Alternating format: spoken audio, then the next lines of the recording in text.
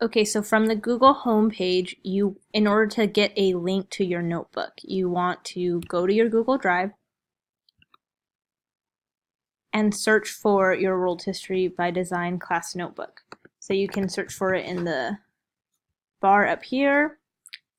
Mine's right here. And you can see it has my 2 folders for Unit 1, Unit 2, and my title page.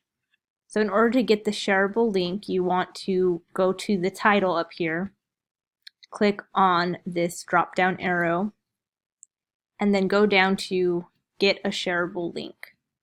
Click on that, and then make sure that you have link sharing turned on. Mine is off, so I'm going to turn it on.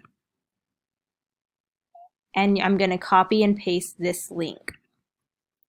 This is a link that you will be turning into Google Classroom. So I'm going to copy that and then go into Google Classroom. And you will see that the turn-in is set up for the eNotebook. So go to your eNotebook turn-in, and you will have the option in this right corner to turn in assignment. You would just click Add Work, copy paste the link, and turn it in. And that's how you submit your eNotebook.